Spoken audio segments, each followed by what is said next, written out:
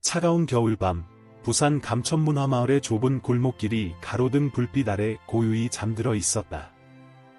신임 경찰관 지우는 순찰차 안에서 창밖을 응시하며 깊은 생각에 잠겨 있었다. 10년차 베테랑 형사 민준이 운전대를 잡고 있었지만 이 순간만큼은 둘 다 말이 없었다. 골목길 사이로 스며드는 달빛이 파스텔 색조의 집들을 비추며 마치 동화 속 한 장면 같은 풍경을 만들어냈다.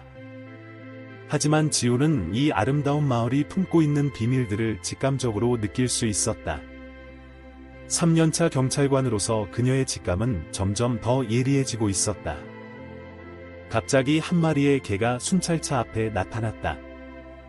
갈색 털의 야윈 개는 마치 무언가를 전하려는 듯 그들을 빤히 쳐다보았다. 민주는 브레이크를 밟았고 지우는 이상한 예감을 느꼈다. 그 개의 눈빛에는 단순한 길 잃은 유기견이라고 하기에는 너무나 강렬한 의지가 담겨 있었다. 선배님, 저 개를 따라가 봐야 할 것 같아요. 지우가 조심스럽게 제안했다. 민주는 한숨을 쉬며 고개를 저었다. 지우야, 우리가 모든 동물을 다 도와줄 순 없어. 하지만 이건 달라요. 저 개의 행동이 마치 우리를 어디론가 안내하려는 것 같아요. 잠시 고민하던 민주는 결국 지우의 의견을 따르기로 했다. 그들이 차에서 내리자 개는 천천히 몸을 돌려 골목 안쪽으로 걸어갔다. 가끔 뒤를 돌아보며 그들이 따라오는지 확인하는 모습이 마치 인간의 행동 같았다. 좁은 골목을 따라가는 동안 지우는 주변을 세심히 관찰했다. 습기 찬 콘크리트 바닥에 남은 발자국들, 벽에 새겨진 희미한 흔적들, 그리고 바닥에 떨어진 은색 브로치. HK라는 이니셜이 새겨진 그 브로치를 주워들며 지우는 이것이 단순한 우연이 아니라는 확신이 들었다. 개는 마침내 언덕 위에 있는 한 집 앞에서 멈춰 섰다. 오래된 목재로 만든 문은 세월의 흔적이 고스란히 담겨 있었다. 개는 앞발로 문을 긁으며 소리를 냈다. 지우와 민주는 서로를 바라보았다. 이제 그들은 이 밤이 평범한 순찰과는 완전히 다른 방향으로 흘러가고 있다는 것을 깨달았다. 문 너머에서 희미한 빛이 새어나왔다. 지우는 가슴이 덜컥 내려앉는 것을 느꼈다. 그녀의 경찰 생활 중 가장 이상하고 미스터리한 순간이 시작되려 하고 있었다. 민준이 문을 조심스럽게 두드리자 안에서 희미한 소리가 들려왔다. 문이 천천히 열리자 차가운 공기가 그들을 맞이했다. 집 안은 어둠에 잠겨 있었지만 희미한 달빛이 창문을 통해 스며들어 실내를 비추고 있었다. 지우와 민주는 조심스럽게 안으로 들어섰다. 개는 마치 이 집을 잘 알고 있다는 듯이 자연스럽게 앞장섰다. 거실 한켠에서 그들은 혜선이라는 노인을 발견했다. 그녀는 낡은 소파에 앉아 있었고 그녀의 곁에는 물 한 잔도 없었다. 지우는 즉시 그녀에게 다가가 상태를 확인했다. 다행히 의식은 있었지만 매우 지쳐 보였다. 할머님, 괜찮으세요? 저희는 경찰입니다. 지우가 부드럽게 말을 걸었다. 혜선은 천천히 고개를 들어 그들을 바라보았다. 그녀의 눈빛은 공포와 안도감이 섞여 있었다. 드디어 왔군요. 제가 기다리고 있었어요. 민준이 119에 연락하는 동안 지우는 주변을 살펴보았다. 방 안에는 여러 장의 종이가 흩어져 있었고 오래된 일기장도 발견되었다. 혜선의 일기장에는 불안한 내용들이 가득했다. 누군가가 자신을 감시하고 있다는 느낌, 밤마다 들리는 이상한 소리들, 그리고 집 주변을 맴도는 낯선 사람들에 대한 기록이었다. 할머님, 이 개는 어떻게 된 건가요? 지우가 물었다. 혜선은 개를 바라보며 미소 지었다. 미르. 내 수호천사예요. 3개월 전에 갑자기 나타났어요. 그때부터 계속 나를 지켜주고 있죠. 지우는 브로치를 꺼내 보였다. 혹시 이것을 아시나요? 혜선의 얼굴이 창백해졌다. 그건 형기업의. 그녀의 목소리가 떨렸다. 바로 그때 2층에서 발자국 소리가 들려왔다. 민준과 지우는 즉시 긴장했다. 걔는 으르렁거리며 계단을 향해 달려갔다. 지우는 혜선 곁에 남고 민준은 조심스럽게 2층으로 올라갔다. 2층 방에는 아무도 없었지만 벽면 가득 이상한 기호들이 그려져 있었다. 그것은 마치 암호 같았다.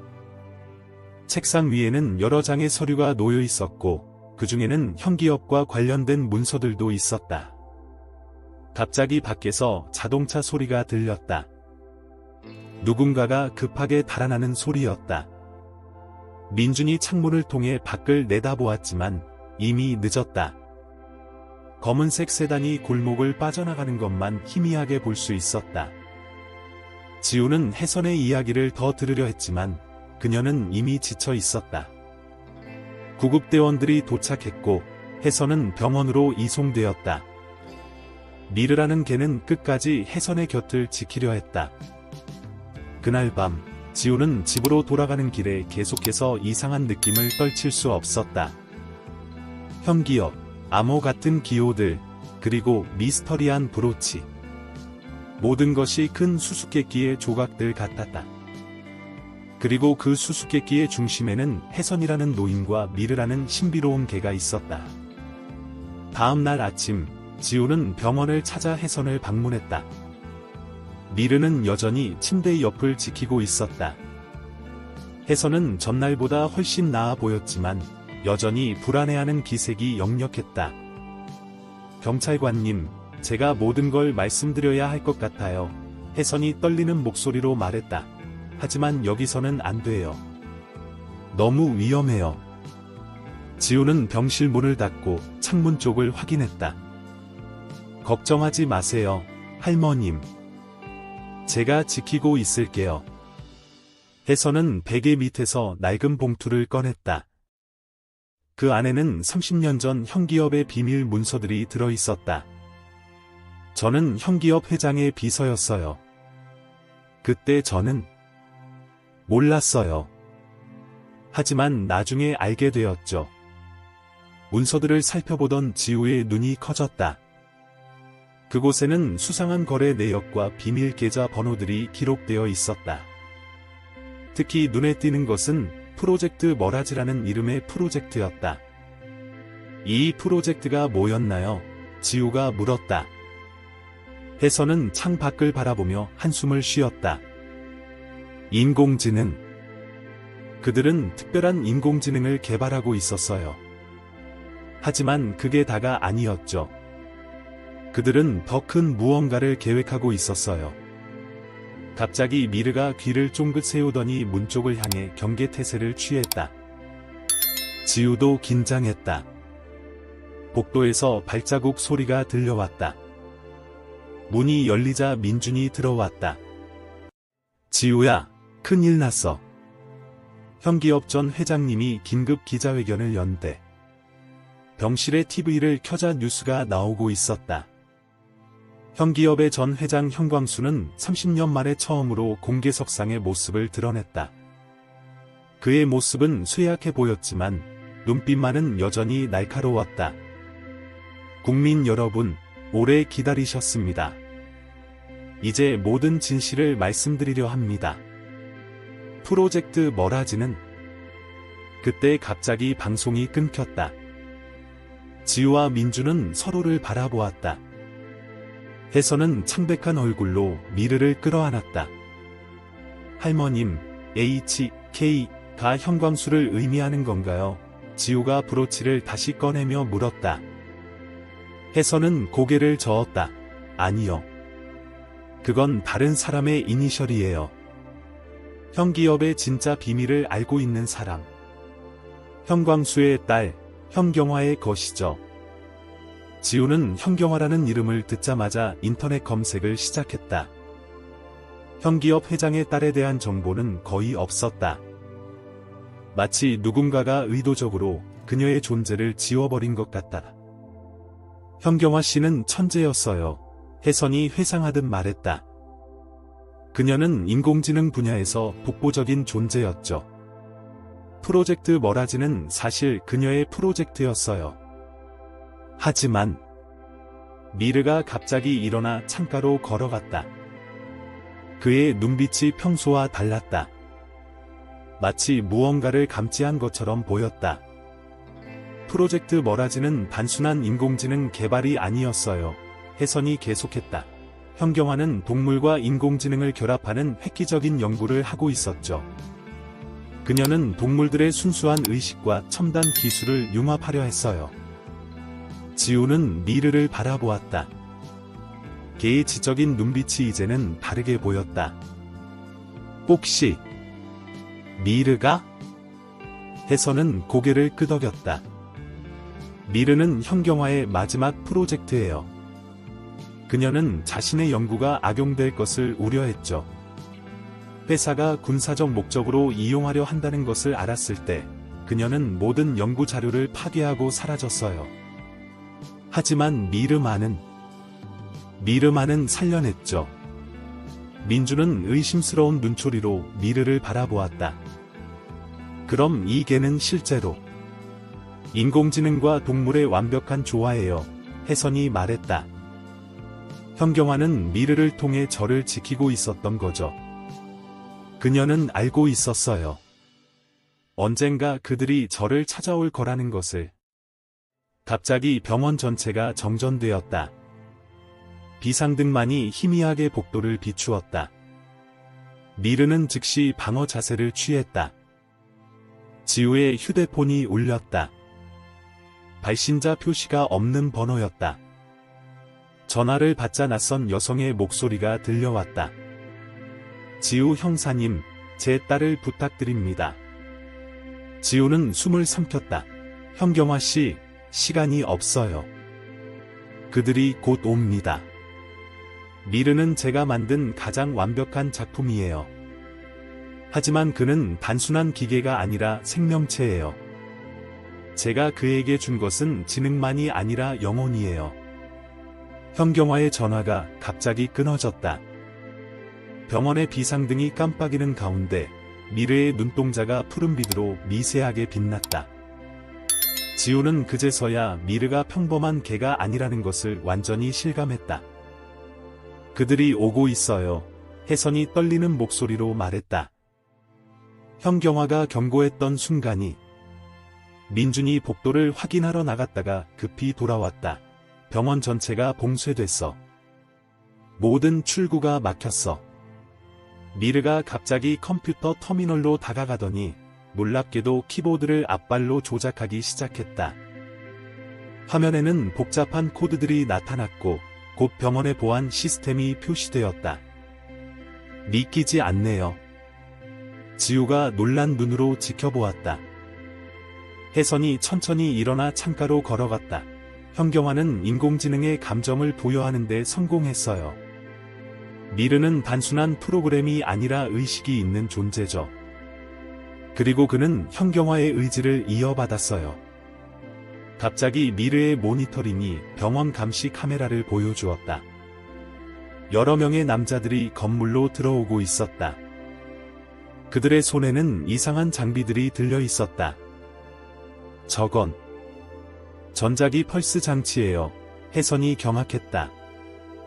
미르의 시스템을 파괴하려는 거예요. 지우는 재빨리 생각했다. 할머님, 미르를 통해 현경화 씨에게 연락할 수 있나요? 혜선이 고개를 저었다. 직접적인 연락은 불가능해요. 하지만 미르는 알아요. 그가 우리를 안전한 곳으로 인도할 거예요. 미르는 갑자기 움직이기 시작했다. 그의 동작은 더욱 결단력 있어 보였다. 컴퓨터 화면에 한 줄의 메시지가 나타났다. 어머니의 정원으로 가야 합니다. 혜선의 눈이 커졌다. 현경화의 비밀 연구실. 그곳에 모든 답이 있어요. 지우와 민주는 서로를 바라보았다. 시간이 없었다. 그들은 혜선을 부축하고 미르를 따라 움직이기 시작했다. 병원의 비상계단을 통해 아래층으로 향하는 동안 지우는 이 모든 것이 단순한 기업 비리를 넘어선 무언가라는 것을 직감했다. 어머니의 정원은 감천문화마을 끝자락에 있는 오래된 온실이었다. 미르가 입구의 보안 시스템을 해제하자 문이 천천히 열렸다. 내부는 첨단 기술과 자연이 완벽하게 조화를 이룬 공간이었다. 이곳이 현경화의 진짜 연구실이었군요. 지우가 경이로움을 감추지 못하며 말했다. 공간 중앙에는 거대한 홀로그램 디스플레이가 있었다. 미르가 다가가자 시스템이 활성화되었고 한 여성의 모습이 나타났다. 현경화였다. 안녕하세요, 혜선씨, 그리고 지우 형사님, 홀로그램이 말했다. 제가 직접 설명할 시간이 왔네요. 현경화는 프로젝트 머라즈의 진실을 밝히기 시작했다. 그것은 단순한 인공지능 개발이 아닌 의식과 기술의 완벽한 융합을 목표로 한 프로젝트였다. 그녀는 인간의 이기심이 없는 순수한 지능을 가진 존재를 만들고자 했다. 미르는 제 마지막 성공작이에요. 하지만 그는 단순한 실험체가 아니라 제 영혼의 일부를 가진 존재죠, 현경화가 설명했다. 갑자기 미르의 목걸이에서 푸른 빛이 퍼져나갔다. 공간 전체가 데이터로 가득 찼다. 그것은 현기업의 모든 비밀 거래와 불법 행위의 증거였다. 이것이 제가 30년간 수집한 모든 증거입니다, 현경화가 말했다. 이제 이 진실을 세상에 알릴 때가 왔어요. 그때 밖에서 소리가 들려왔다. 하지만 이미 늦었다. 미르가 모든 데이터를 언론사와 검찰에 전송하고 있었다. 혜선씨, 그동안 감사했습니다, 현경화가 미소 지었다. 이제 더 이상 숨지 않아도 돼요. 미르가 당신을 지켜줄 거예요. 홀로그램이 사라지고 미르의 눈빛이 더욱 선명해졌다. 그는 이제 단순한 개가 아닌 현경화의 의지를 이어받은 새로운 존재였다. 다음 날, 현기업의 비리가 모든 언론에 보도되었다. 혜선은 마침내 평화를 찾았고 미르는 여전히 그녀의 충실한 보호자로 남았다. 지우는 이 사건을 통해 기술이 인간성을 해치는 것이 아니라 오히려 보호할 수 있다는 것을 깨달았다.